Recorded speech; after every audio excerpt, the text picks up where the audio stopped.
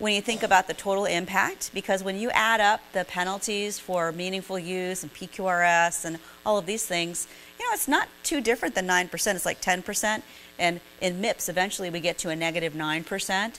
So the theme is that the more at risk that we are at, potentially that's going to help align the incentives to achieve the positive results. The other thing I want to mention here is that this MIPS is really to try to get providers into alternative payment models. That really is very clearly CMS's objective. And then if you, at the end of the period, which is 2025, if you're in an advanced alternative payment model, moving forward, your Part B fee schedule will have a 0.5 percentage point more than the folks that are in MIPS. So, and that's not really talked about too much, but just if we put all the pieces together, how we're getting a 0.5 percentage point every year. That's going to, it's 0.25 if you're in MIPS, and then 0.75 if you're in an advanced APM once all of this kind of trial period ends, which is in 2025. So while it doesn't sound like a lot now, over time the cumulative impact could potentially be significant. So it's kind of the skinny on the Part B side for the programs that we are all becoming intimately familiar with. And then I'll just talk for a minute about MACRA and the quality payment program. So what we have really, and these are the MIPS and alternative payment model pieces here. On the MIPS side, we've got quality, we've got cost or resource use, advancing care information, and improvement activities.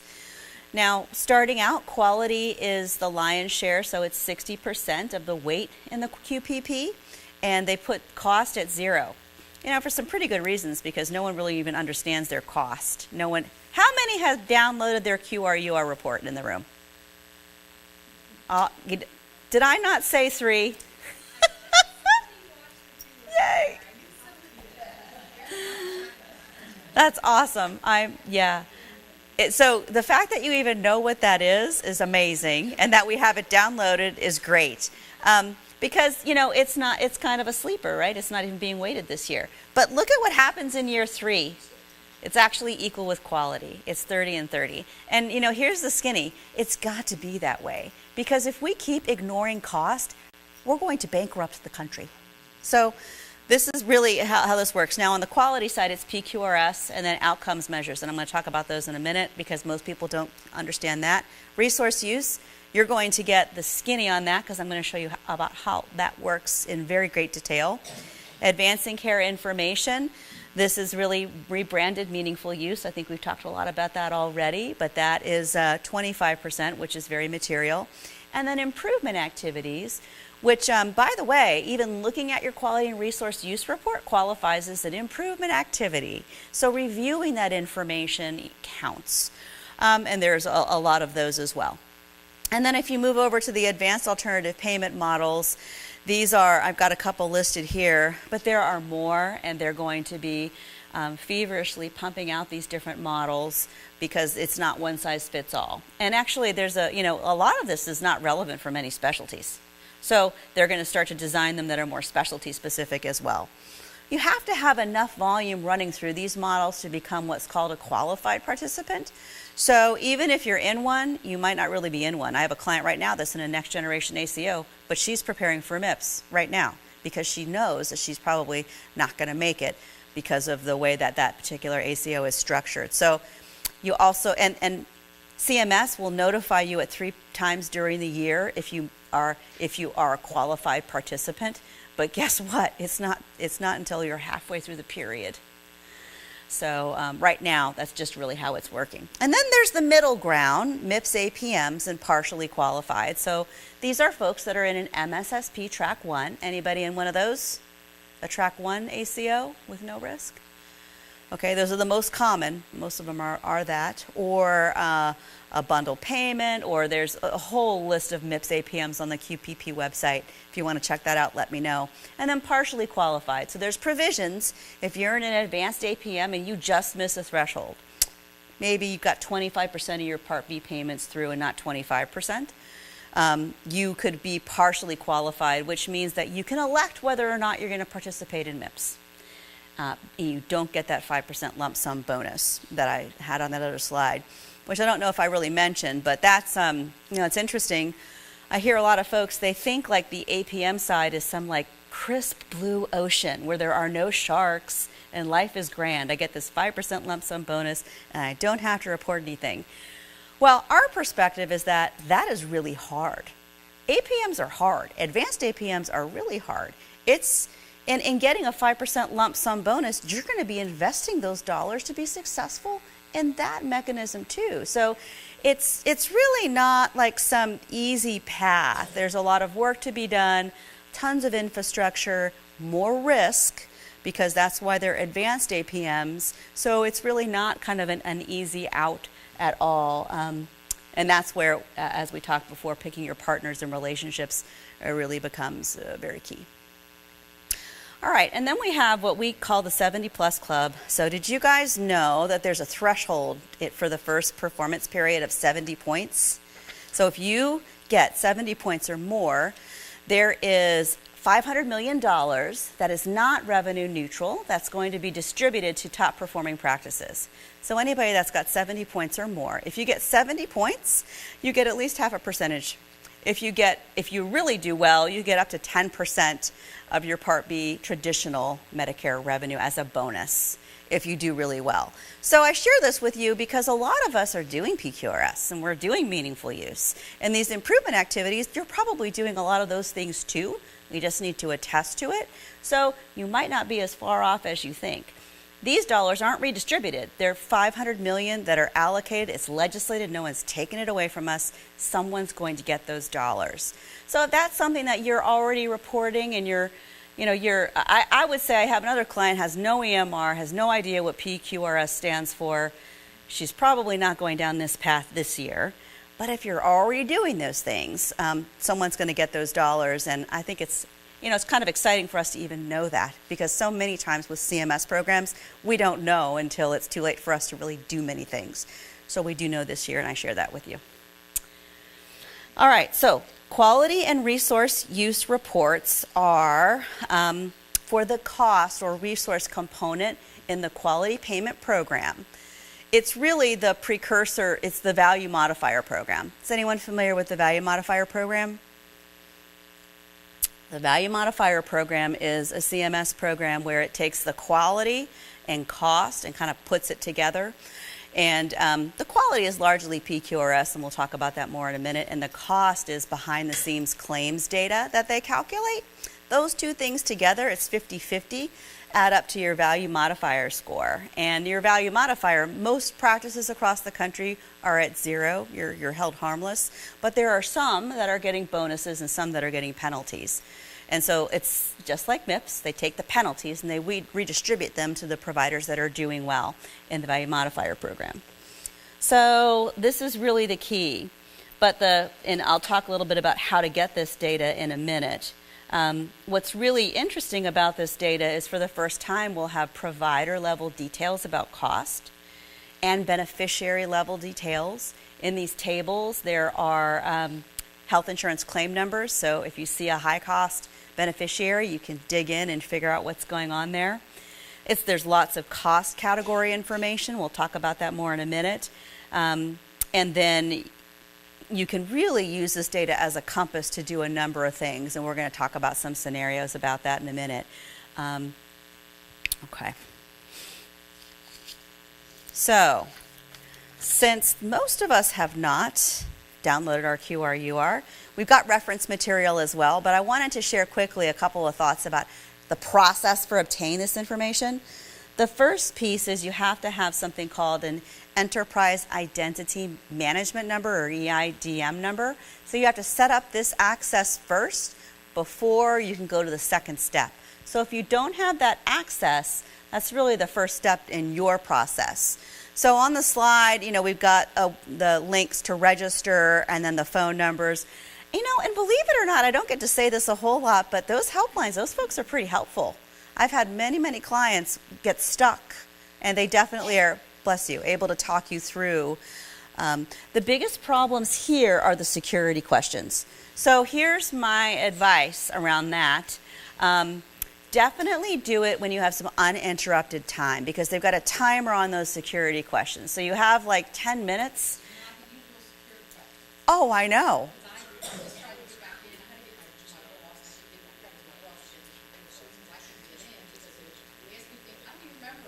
I know.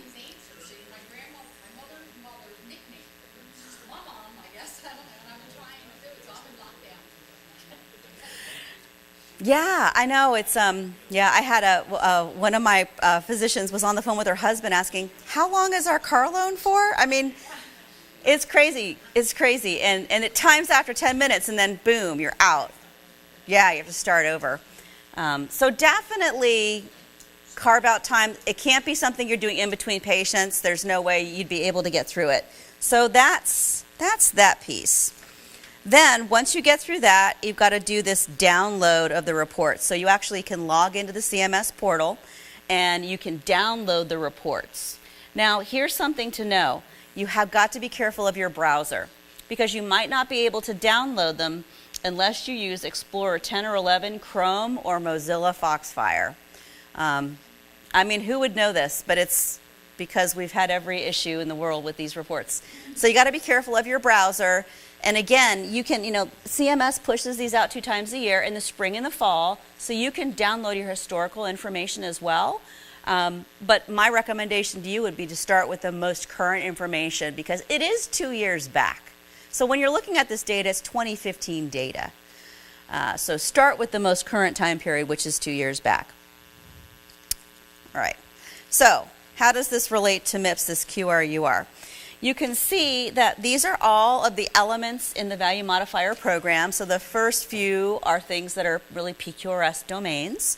And then we also have some outcomes measures. So there's some claims-based information that they're calculating. Readmissions, for example, is a metric that is used on the quality side. So if you have enough from a threshold perspective, that could be counting it in your score, depending on how much volume you have there. So we've got PQRS and outcomes measures. That's quality. That's 50%. And then cost, we've got per capita and Medicare spend per beneficiary. And I'm going to talk more about attribution on the next slide, but they actually also look at per capita based on specific conditions that CMS has identified as being areas of focus for this performance period. So they take a look at that slice as well. So these 2 things together equal your value modifier. And so now what happens in MIPS is that you've got quality measures and you've got these outcomes measures. They're still going to count per capita and the Medicare spend per beneficiary, but they've also added this new bucket called episodes. And this is going to be something we're going to have to pay a lot of attention to. And so here's I don't know how they're going to do this go forward, but there are these reports called SQRURs, or supplemental QRURs, that give episodic information. And those might be in your download too. Just download them and take a look at them. I'm going to tell you how to analyze it. So you've got QRURs and then these SQRURs, which give you episode information. So at the end of the day, everything in the value modifier program moves forward into MIPS, and they've added episodes. Make sense? Yes. All right, so attribution. This is super important because all of this total cost of care business is very tied in here. So in the value modifier program, and this is how it's happening in MIPS, but it's going to change, and I'll talk about that in a second, a little bit. The decision tree happens like this. On the per capita side, the provider gets attributed. If you're the primary care physician and you see the patient, you're going to get that attribution. If you are not a primary care physician and you see the patient and the patient doesn't see a PCP during that performance period, you would have that attribution. So that's how, and so what that attribution means, it's the total cost of care for that beneficiary for the entire performance period. So for example, I have a dermatology practice of 5 physicians, and when I looked at their report, they had 116 beneficiaries attributed to them. Some were very, very ill. And so they said, well, we're not managing this person's diabetes. Well, of course you're not. So now what they're doing, and they're so funny, this was their solution. They're like, we are putting Post-it notes at every checkout counter to get them in with a PCP if they've got chronic conditions. So, and that's really what they need to be doing, right? If they're treating someone who's really ill and they haven't seen their PCP, yeah. So it's this conversation just happened like 2 weeks ago, and and many folks are not looking at these yet, but they don't want that responsibility, nor should they have that responsibility, but they don't even know they're being attributed these lives on the specialty side. So that's the per capita side. Now on the Medicare spend per beneficiary, you will have the attribution if you've got the most spend during an episode of care. For example, if you're having a knee replaced, it's the orthopedic surgeon who's going to get the attribution because he'll have the most Part B spend for that episode of care. So that's a little different, and these are measures that are going to continue forward. So you could have attribution at the Medicare spend per beneficiary level, or you could have it per capita, and then pretty soon you're going to have it. You're also going to have it with episodic care. So I've got some minimum case sizes here. It'll vary based on the measure, and then your hierarchical condition categories, we'll talk about that in a minute. Those are going to matter as well. And in the QRUR, you'll get a summary report, and then you'll have Excel tables that you can download. And so I'm going to talk you through those tables now, after I talk about the new attribution methodology. So that one that I just told you about is not perfect. So what's happening is CMS is revising the attribution methodology, because what we told CMS was that we care for people in teams. You can't just say the dermatologist has the attribution for this entire performance period for this beneficiary. So I was on a listening call a couple of weeks ago, and CMS is asking the country to give input regarding what should be in an episode, what should be out of an episode, how do we make sure we attribute these things correctly. Now what we think is going to happen is they're going to blend attribution. So instead of like one dermatologist getting attribution for the entire year for that patient, that it could be a team of providers that would get split attribution. This hasn't come out for sure, but we'll see. So anyway, this is just a depiction of what the episodic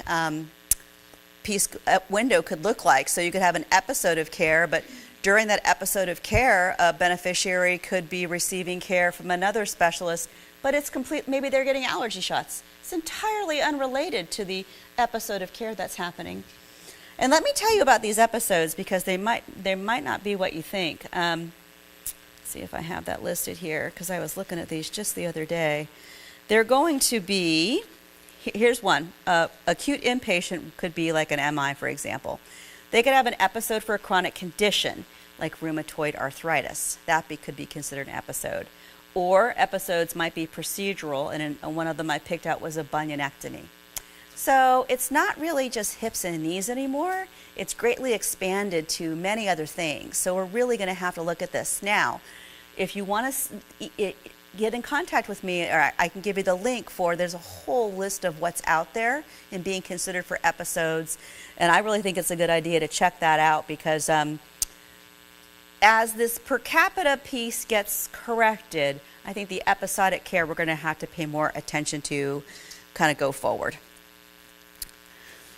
All right, so on the QRUR side, we've got, I'm just going to kind of walk through the summary. Yes? Do they put a time limit on the condition? Like, is it just within the reporting period? Because like, if I have diabetes, I could have that for my entire life. Right. Yeah, they're figuring this out. There are trigger events, and they've put some of that information out. However, it hasn't been finalized. There are these have you guys heard about these patient condition categories and relationship categories? We're going to have to start to report these in 2018, and it's the information we're going to have to put on the claim about the relationship the patient has with us. So I think some of that might come into play. But it's really under construction. They pushed out, the comment period ended April 24th for input on the episodes, and we probably won't hear for a couple of months what comes out of the oven there. But definitely something to keep your eye on, because, yeah, that's a great question. How are they going to do that? Yeah. Another question for you, Ted, too. So how do they track the episodes that are definitely correlated within that episode by ICD-10 code, and only that one code? Yeah, that was another question they had on the call, is what's the best way to do that? how are we, and is everybody uniform? Even one digit. Right. Yeah. Yeah, I think a lot of these things are, I think what they'll do is they'll push out the ones that they feel are, they have the most questions answered, and then they will flush out others on a go-forward basis. But it's definitely something to keep our eyes on, because what I've seen happen is that when there's not an answer, they'll kind of roll it out and test it. So we're kind of being tested as it goes along. So if you see anything pop up on these learning calls for this cost stuff, it's definitely something to pay attention to. Yes? I'm still a little fuzzy on the example you gave here.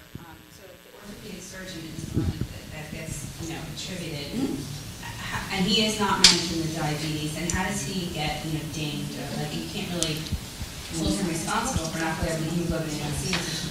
If he gets dinged, if he has responsibility for the episode of care, then it's just for that hip or knee, that episode of care. So there could be more than one provider per patient Right. that is attributed. Okay. So Yeah. it should be attributed to several. Mm-hmm. Oh, okay. All right. Yes. Okay. So on the first few pages of your quality and resource use report, you will see this scatter plot. And I think this is a really great tool, especially with your providers, because you can see, and I always say this, we want to be in that that's where we want to be, in that upper right-hand quadrant. That's where we're trying to get to. And look at where we are now, and what are the things that we need to be focusing on to get there, what's within our control.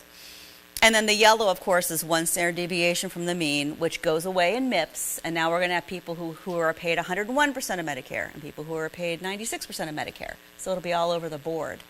And then the other thing I want to mention here is this high risk bonus adjustment, or this HCC, the hierarchical condition category. So this is burden of illness. And this is something that I might have a slide on this later, but I'll just share it with you now. We've got to make sure that we're documenting and coding and getting these codes on the claims in order to make sure that our burden of illness is reflected correctly. Because in these advanced alternative payment models, you're paid based on burden of illness. So if you're not really reflecting that in your coding and it's not making it on the claim, you might be undercompensated for the care you have to deliver to a beneficiary. So, and in the value modifier program, if you've got over the 75th percentile, you get an extra percentage point bonus. And I have a client right now that's making 132% of Medicare all year long on all the Medicare patients that they see because they did well in the program. So this HCC, definitely take a look at that. It's kind of hard to see, but look for this. It says, how does the high-risk bonus adjustment apply to your TIN? And you'll see what your attribution is. It's usually in the last sentence, or what your percentage is. And just kind of take a field test. Is that about what you would think it would be? Like, I have a group that's they are in the business of limb salvage. So if I would have seen an HCC of like the 44th percentile, I'd be like, no, something's very wrong on the coding side because these people are super sick. Yes. We hired somebody as a pilot to do the HCC, help the providers, with their HCC code. She's not only paid for her position with the money that we recouped, we're also hiring 2 more of them, just by 6 months of data showing that. So it's a great help. Thank you. Did you guys hear that? Definitely pays for itself. The coding is huge. Okay, so let's continue. Exhibits 1 and 2. Now this is still in your summary report. So what you'll see is a grid, and you'll see usually it's like in blue or green. You'll see it highlighted for what, if you've got a bonus or if you're at 0. And then right underneath that, you're going to see your quality score. And they've put us on a line graph so you can see on the quality side, we want to be higher. So we want a positive score. That's good in the value modifier program and in MIPS if your quality is better than your peers. And now on the cost side, it's the opposite. So if you're less expensive. So take a look and see where your plot is. This is another really great visual to share with staff as well. It's kind of technical, so let me see if there's anything else I wanted to point out here for you. Yeah. Okay, so this is also part of the quality domain, and these are some of the outcomes measures. So you can see, and now in MIPS, we're graded on the curve, right? So If we're doing pretty well on a measure and our peers are doing, even if we're doing better than we were doing last year on a measure, but our peers improve at a faster pace than we do, that could negatively impact us. So that's a little different with this quality business in MIPS. And this is something to look at. If you don't see anything else in the quality that's too interesting, because you probably understand your PQRS, look at the outcome scores, because this is all on the claim side, and unless you looked at the report, you wouldn't know how you're doing.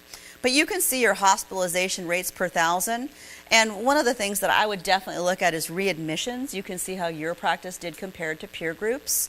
And notice that if you in the middle there, you can see it says included in domain score, and sometimes it says yes and sometimes it says no. If you don't meet the threshold, it won't count, but it's a good thing to look at anyway, just to kind of see where you're at. So definitely take a look at this. For readmissions, for example, you have to have at least 200 eligible cases for them to include it in your score, but the minimum for the others generally is 20 cases. So this is usually it's within the first 6 pages of your quality and resource use report. So take a look at that as well. Can you explain why the lower numbers are better? Well, on the outcome side, like you want to be lower readmissions. You want to have a lower readmission rate. But on the quality side, they calculate it and reverse it so that overall you want to have better quality and lower cost in the composite score. When you're comparing it to your peer group, what do you consider peer group? Is it regional or is it nationwide? It's everybody in that performance period. So, but it's also they're risk adjusted and they specialty stratify it. But I think they are also refining that in the MIPS program. But generally speaking, it's everybody who's reporting in that reporting period. Mm-hmm. Yeah. So exhibits 4 and 5, you'll see your cost composite score on the same bar graph that we talked about for quality. And then you'll also see right under that your cost measures with your eligible cases, your per capita per episode cost, Medicare spend per beneficiary, was it included, and what the benchmark was, and your standard deviation. So you can take a look at that. I'm going to show you how I use this information in a study in a little bit, but this gives you exactly where you're at. And know that all the detail, every single patient and every provider is provided in the Excel tables that you can download as well. All right, so now we're at the tables. We've gone through the entire summary report, and we're going to take a look at the tables. And these tables are super duper important. This one has probably had the most ahas. This table 1 actually gives you the providers. And what they do is they take a look at who is submitting claims under your tax ID number, and then they pick the date of July 10th, 2015, and said who's in PAYCOS that is attached to your TIN. So those two things together is what comprises your list in Table 1 of eligible clinicians. So one of the things, like I had a provider, they have 15 providers in their group, but they had 57 providers listed on this table. So the thing to do, and I've got a link down here, is to have someone in your organization responsible from a process perspective as providers are exiting your organization to disconnect them out of PAYCOS. But really right now, just do the cleanup, because there might be people in there that you need to detach and then put a process in after, because they could be impacting your score potentially.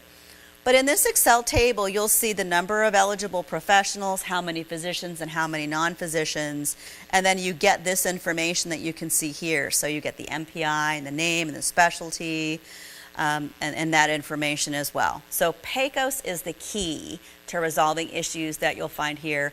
And of all these I've looked at, I've never found one that was accurate. I mean, they've got all kinds of stuff because we just haven't paid a lot of attention to PAYCOS in the past. Does that make sense? Okay. Okay, so tables 2A, B, and C, they are on another tab that you can download. They look like this, and they've got information about beneficiaries attributed to your TIN for cost measures, but not Medicare spend for beneficiary.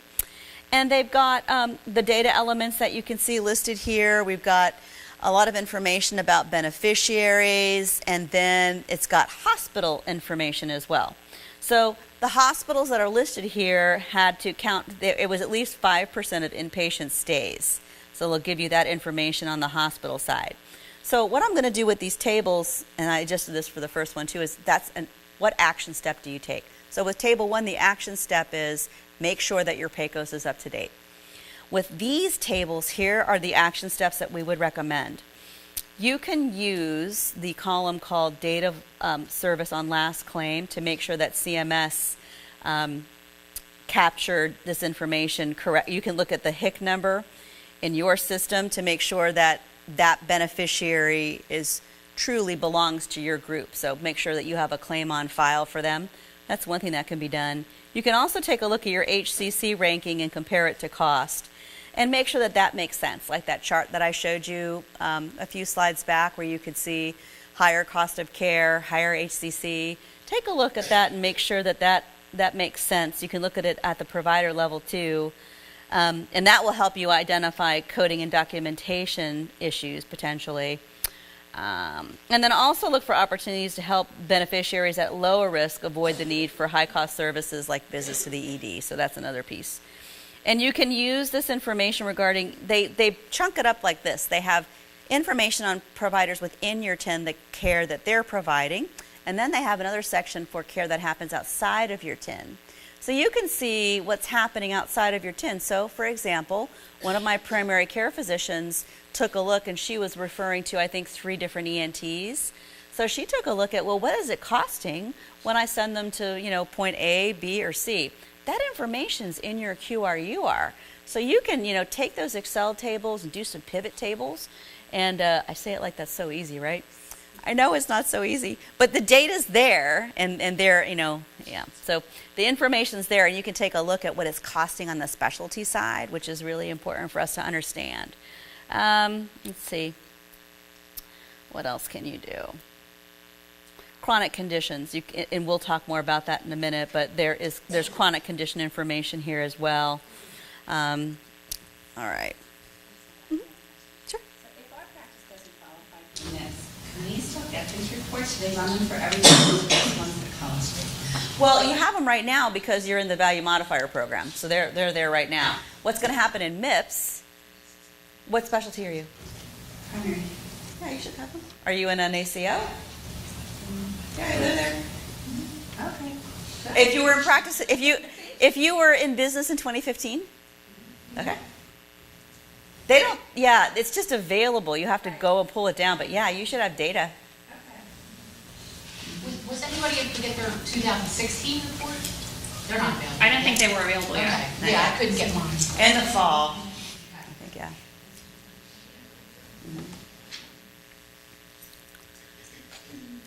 Okay, so that's 2. Now in these tables, 3A, B, and C, this has information that summarizes things by categories. I really like these tables because you don't really have to do a lot of manipulation. You can simply look at them and identify where are we higher or lower. And they actually have this broken down by condition. So you can see for diabetes, do we have a higher spend compared to COPD? So that's pretty interesting. Some of the things that you can do here, you can actually take a look at and what's happening from a spend perspective in a category that might be troublesome. Like I have an orthopedic client and their post-acute spend was really high, so they're kind of diving down into that. Conversely, I have a hospital who I've got to deliver this news to pretty soon. Their post-acute spend is really small, but their inpatient spend is ginormous. So it's you can really see so clearly what's happening and what the drivers are when you look at this information. And you can take a look again at those chronic conditions. And then, the other thing that's really interesting, and this is like a point of education even with the payers still. I had a primary care physician, and her cost was like double on the E&M side, so she was way over from a spend perspective on the E&M side. But the inpatient cost was significantly lower, as were so many other things on the ancillary service side. So the payer's like, well, we've got some work to do here. And we're like, no, this is exactly what it should be. we should be seeing these patients more because we're keeping them out of the inpatient setting. I mean, that's what should happen. But even the payers sometimes say things and you're like, well, that's really not how this should work. So look at this, but it's not like if the cost is higher that that's a bad thing if you can draw those correlations and see trends that really make an impact from a total cost of care perspective. Let's see. Okay, and now 5A and D, and this gives you a lot of information about hospitals, and it gives you principal diagnoses. So you can take a look at that too and identify if there are any trends there that you should look at. Now this is, again, it's Part A and Part B, so you get information on spend for things that you would never have access to before. You know, you don't have that hospital information, but now you do. So they give you all of that breakdown. And now on a Medicare spend for beneficiary, the episode starts 3 days before admission, and then it expires 3 days post-admission. So bear that in mind. It's more than just the inpatient stay in and of itself. So some of the action steps that you can take here are, you can just sort. There's a column called Total Payment Standard Episode Cost. So if you just sort that in descending order, and what we like to do is just Pareto principle the death out of these things. So sort it, take a look at your top 3 and see if there's anything that you can glean there or you can learn there. That's what we do, and that's how we help our clients understand this data. You can take a look at patterns with hospitals. If you're referring to, like, I have a provider who refers like 5 different hospitals, is the spend always higher in one than another? And would that impact your referring patterns? I'll tell you more stories about that in a second. Let's see. And then are there anything from an imaging or lab or path perspective, is that higher than peer groups? You can back into beneficiary information by using the health insurance claim number. So if you tie back to that and look in your PM system, you can identify that patient and see if there's anything you can glean from that. All right. And then tables 6 and 7, this is only if you're in an ACO. It's got the same data as 2, except it doesn't have some of the chronic condition and readmission information. So you can really use that data in the very same way. The only beneficiaries that are listed in this table, if you're in an ACO and you have this data, will be ones that are attributed to year 10 and the ACO. So it's kind of a subset of information. But you can do a lot of that sorting that I talked about earlier as well and take a look at those patients. All right, so how do we put this all together here? I'm going to talk about a few things here because this is the exciting part of the presentation, people. This is how we put it all together. We take all that data, and you can develop this chart from the Quality and Resource Use Report information. They've got this other piece called potentially avoidable admissions. So, and the commercial payers look at this too. So you can look at it by provider.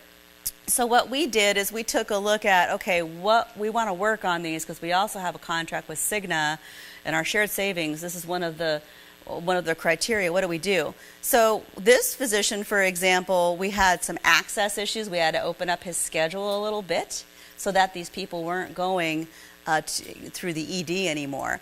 And then when we peeled back some of this information, we identified that flu was a driver with some of the readmissions. So we took this cost data that we just went through and we used it to determine the metrics we were going to report in MIPS. So we picked flu because we're going to work on cost at the same time as we're going to work on quality. And then in the improving activity category, we picked expanded patient access because we identified we had an issue there. And again, we're working on satisfying that requirement while we're working on cost. And then I know we didn't talk a whole lot about this, but with the ACI measure, anything you can do completely end-to-end CERT reporting, you're going to get bonus points for. And there's actually an immunization registry we can report on too. So cost is not impactful, but we're getting ready. So when it is impactful, we're already laying the groundwork. And here's the other piece, and Dr. Lee talked a little bit about this, and we share a lot about this with our clients, and that is many of the things that we do to be successful in these programs are billable. And many of us are just not billing them. Like chronic care management, this group is now billing for chronic care management as a part of rolling out this whole initiative. And after hours and weekends. Now, Medicare doesn't pay for that, but some commercial payers do. And then also this group, and this is just a sample group, they are working on becoming a medical home. So a lot of these things are helping them drive toward that accreditation as well. So that's one of the pieces you can pull out of the QRUR and use as a compass to drive your selection and quality measures. And again, on the commercial side, this is the kind of information they're looking at as well. Here's another one. This is one where you don't do any analysis. You can just look at some of the tables. We identified that we were an outlier on the diabetes, so we picked a diabetes measure in the quality domain.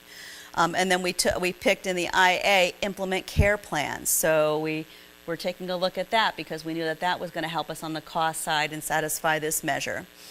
And again, we're just really pivoting and using our cost information to prepare for the coming years, and also started to build health assessment and care planning, some transitional care management codes, and then they're also preparing, this is an APM that's coming out of diabetes prevention program that's rolling out. So it's just another example of if you can glean something that you want to work on, even though cost is not impactful in the first performance period, you're certainly preparing for the future, and it can help you position and potentially maybe even pick some metrics. And then this last one, you can look at follow-up visit post-inpatient. So you can see, and what's really cool is if you're looking at it provider by provider, you can see if there's anything that you need to do from a flow or a process perspective. And all that data is there. So again, here's just some information. We ended up doing fall's plan of care.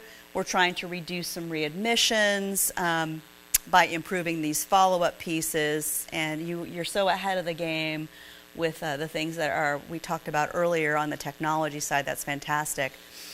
So this is just another example of if we use this data and we can look at the information, we can use it to pivot and start to leverage these analysis so that we're using everything in a timely manner. Break. Am I on time? Almost. Are there any Excellent. questions before we go to break, maybe? For Doral, questions or comments?